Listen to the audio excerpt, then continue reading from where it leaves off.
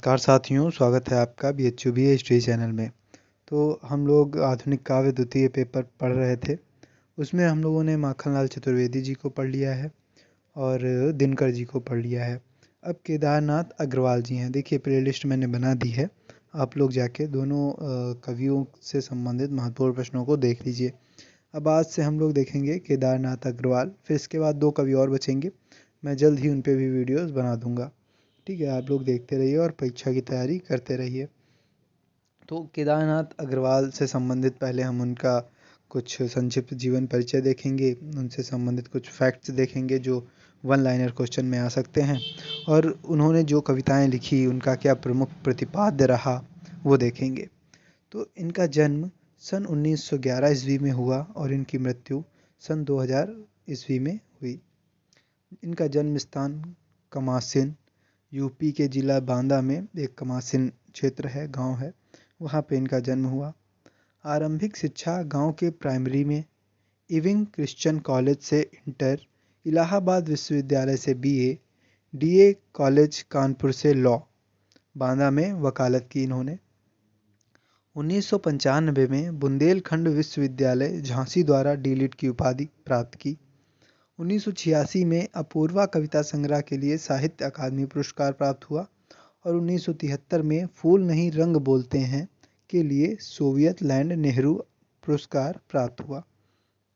तो ये तो हो गया उनका संक्षिप्त जीवन परिचय। अब इनकी रचनाओं की यदि बात की जाए तो युग की गंगा, फूल नहीं रंग बोलते हैं, पंख और पतवार, गुल मेहंदी, हे मेरी तुम, मार प्यार की थापे, अपूर्वा, नींद के बादल, लोक और आलोक, आग का आईना, कहे केदार खरी खरी, बाले बोल अबोल, जो सिलाएं तोड़ते हैं, और आत्मगंध। ठीक है, तो ये सब उनकी काव्य संग्रह हैं।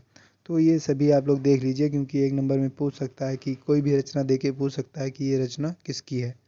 ठीक है, बाकी जो इम्पोर्टेंट रचनाएं थी तो वो तो मैंने वन लाइनर वाले क्वेश्चन में करा ही दी हैं, आप लोग वो वीडियो भी देख सकते हैं।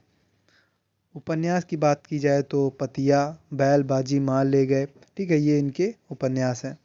निबंध संग्रह में समय समय पर, विचार बोध, विवेक विवेचन, ये सभी उनके निबंध संग्रह हैं। रूस का यात्रा वृत्तांत उन्होंने लिखा है। एक यात्रा वृत्तांत एक विधा है, बस्ती खिले गुलाबों की। ठीक है, तो ये इनकी प्रमुख रचनाएं हो जाएंगी। अब इनकी जो कविताएं अपने पाठ्यक्रम में संकलित हैं उनका देखते हैं। तो मैंने उसको जब जब देखा, पहली कविता ये है। तो इसका संदर्भ हम लोग ऐसे लिखेंगे कि प्रस्तुत पद्यांश वीरांगना नामक काव्य संग्रह से उद्धृत है। इसके कवि प्रगतिशील काव्य आंदोलन के श्रेष्ठ कवि केदारनाथ अग्रवाल जी हैं।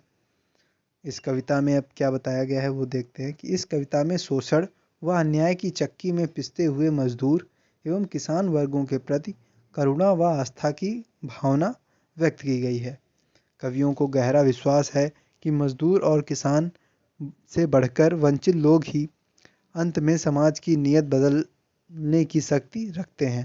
ठीक है, जो ये मजदूर और किसान वर्ग ही है, ठीक है, जो कि वंचित है, तो अंतिम में केवल यही समाज की नीयत बदलने का हौसला रखता है, शक्ति रखता है।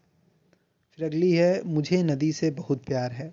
ठीक है, तो प्रस्तुत कविता का मूल भाव यह है कि जिस प्रकार छोटी चिड़िया परिश्रम करती है, मधुर स्वर में गाती है, संतोषी और गर्वीली है तथा वह अन्य से बहुत प्यार करती है, उसी प्रकार मनुष्य को भी मेहनती, मधुर बोलने वाला, संतोषी, साहसी, स्वाभिमानी और स्वतंत्रता पूर्वक जीवन बिताने वाला होना चाहिए। मनुष्य को महत्वपूर्ण गुण अपनाने चाहिए। ठीक है, तो ये हो जाएगा। अब अगली जो इनकी है कविता है, चंद्र गहना से लौटती बेर। तो इस कविता में प्रकृति का मानवीकरण किया गया है। प्रस्तुत कविता में कवि का प्रकृति के प्रति गहन अनुराग व्यक्त हुआ है। वह चंद्र गहना नामक स्थान से लौट रहा है। लौटते हुए उसके किसान मन को खेत खलिहान एवं उनका प्राकृतिक परिवेश सहज आकर्षित कर लेता है। इस कविता में कवि की उस सृजनात्मक कल्पना की अभिव्यक्ति है जो साधारण चीज़ों में भी असाधारण सौंदर्य देखती है और उस सौंदर्य को शहरी विकास की तीव्र गति के बीच भी अपनी संवेदना में सुरक्षित रखना चाहती है। यहाँ प्रकृति और संस्कृति की एकता व्यक्त हुई है। ठीक है, तो ये इनका प्रमुख थोड़ा संक्षिप्त जीवन परिचय हो गया। इनकी रचनाओं के बारे में हमने बात की और इनकी कविताओं में भी यदि देखा जाए तो जो भी 3 कविताएँ हैं, उनके बारे में भी हम लोगों ने संक्षिप्त में जान लिया है। तो यदि कुछ भी आएगा तो आप आराम से इस पे लिख सकते हैं। अब जो इनसे संबंधित महत्वपूर्ण प्रश्न हैं, वे हम लोग अगली वीडियोज़ में देखेंगे। आप लोग प्लेलिस्ट मैंने बना ही दी है, आप लोग आराम से अपने परीक्षा की तैयारी कीजिए। धन्यवाद।